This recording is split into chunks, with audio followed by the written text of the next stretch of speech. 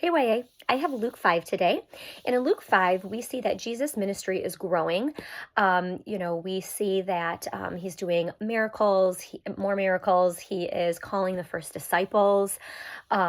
We see the miracles of, catching the fish, having Simon Peter go out and, catching all the fish. And we see him healing a man with leprosy. We see that him healing a man that is paralyzed. We also see, like I said earlier, showing his authority, divine authority through the forgiving sins of people, which the religious leaders did not love to see or hear. And then also calling Levi, the tax collector, as a disciple. And then there's also an exchange with the religious leaders about fasting.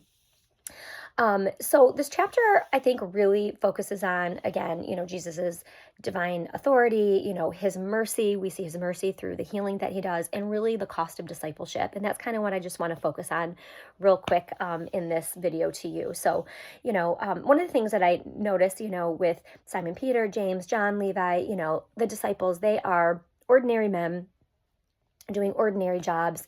There's nothing spectacular about them, yet he calls them and he sees something in them, and calls them to be his disciples. A lot of people might look over them, the world might look over them, but Jesus saw them and said, that's who I want with me. The cost of discipleship as well. Being with Jesus was exciting. Especially, all the crowds were around him and following him wherever he went. Obviously, there's amazing miracles that people were witnessing, that the disciples got to witness. But we know that as his ministry goes on, things get much more difficult and much more costly. And for the disciples, they were following him by faith. And I know that it got, as we continue to read in scripture, that it got challenging to continue to walk by faith. It really cost them something.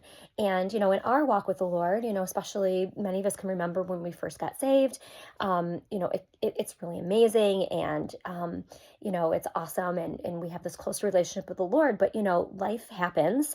We have the day in and the day out with work and family and challenges and, and inevitable temptations that come. And also just really knowing that when we accept Christ and we want to be a true disciple of his, that being a true disciple of his is being obedient to him and being obedient to his word. And again, that costs us something because, it's going to make us look different than this world. And we might not want to look different, from our friends and our family. But, like I said, it costs us something. It can cost us comfort. It can cost us relationships sometimes if people don't, it also costs us being misunderstood. And so I just want to say, as scripture talks about, that obedience is better than sacrifice. So again, being a disciple is being obedient. And, with that obedience in the midst of hard times is that ultimately there is joy, there is fulfillment, and there is purpose that we have when we're following the Lord and being obedient to him. And so how do we, stay on course as a disciple? You hear us talk about this, staying in the word. How do we know what the Lord wants for us? Is we need to spend time in the word. He lays it out there for us. And prayer, we need to be people of prayer. I know Dave talked about this on Monday.